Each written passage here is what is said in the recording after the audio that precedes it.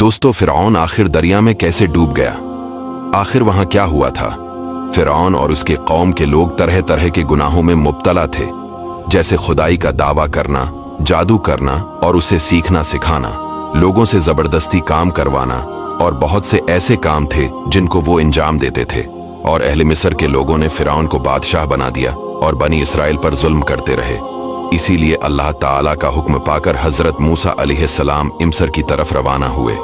फिरौन ने हजरत मूसा अलैहिस्सलाम और इनकी कौम को तकलीफ पहुंचाने में कोई कसर न छोड़ी, तो हजरत मूसा ने अपनी कौम को अल्लाह से मदद तलब करने और सब्र करने की तलकीन की और साथ ही साथ उन्हें ये भी तालीम दी कि अल्लाह ताला को राजी करने के लिए अपने घरों में ज्यादा से ज्यादा इबादत करो।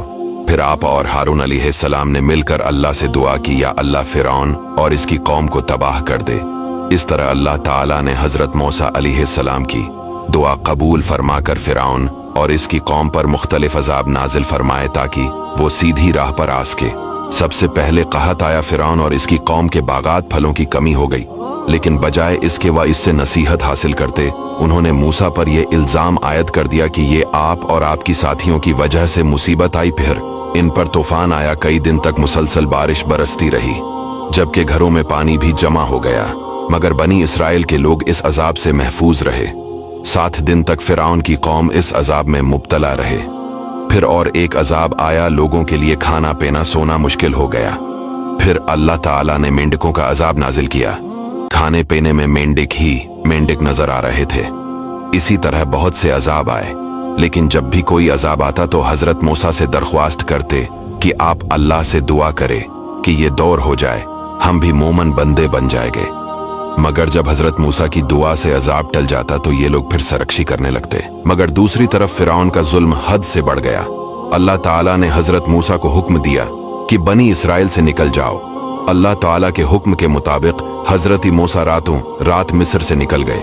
जब फिरौन ने इनके मिस्र से निकलने की खबर सुनी तो इसने अपने नुमाइंदे बीज कर मुख्तलिफ लश्कर जमा कर लिए, जिनके मुकाबले में बनी इसराइल की तादाद थोड़ी मालूम होने लगी।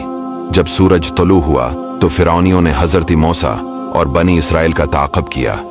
फिर जब दोनों ग्रहों का आमना सामना हुआ और इनमें से हर एक ने दूसरे को देखा, तो हजरत मूसा के साथियों ने कहा, बेशक हमें पा लिया गया। अल्लाह ताला ने हजरत मूसा की तरफ वही भेजी कि अपना अस्सा दरिया पर मारो। हजरत मूसा ने दरिया पर असा मारा तो अचानक वो दरिया फटकर 12 रास्तों में तकसीम हो गया और उनके दरमियान खश्क रास्ते बन गए, जिन पर चलकर बनी इसराइल दरिया से पार हो गए। यूं अल्लाह ताला ने हजरत मूसा और इनके साथियों को दरिया से सलामत निकाल कर बचा लिया। दूसरी तरफ फिरौन और इसके लश्कर के साथियों हुआ कि अल्लाह ताला उन्हें बनी इसराइल के करीब ले आया, यहां तक कि वो इन रास्तों पर चल पड़े जो कुदरती इलाही से दरिया में बनी इसराइल के लिए बने थे।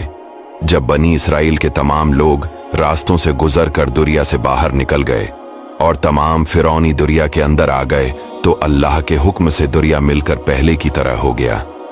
यूं फिरौन अपनी कौम के साथ डूब गया। डूबते वक्त फिरौन का हाल ये था कि वो अपने आप को मलामत कर रहा कि उसने रब होने का दावा क्यों किया और वो क्यों हजरत मूसा पर ईमान न ले आया। लेकिन अजाब नाजिल होने के बाद की नदामत होने का कोई फायदा नहीं कि अब महलत खत्म हो गई। दोस्तों, अल्लाह कुरान में इरशाद फरमाता है, लिहाजा आज हम तेरी लाश को दरिया से बाहर निकाल लेंगे ताकि तो अपने बाद आने वाले लोगों के लिए निशानी अबरत बन जाए। और हकीकत ये है कि बहुत से लोग हमारी निशानियों से गाफिल है। दोस्तों, फिरौन की लाश आज भी मौजूद है और काहिरा के म्यूजियम में लोगों के लिए इबरत की निशानी के तौर पर मौजूद है। दोस्तों, इस वीडियो को शेयर जरूर कीजिएगा।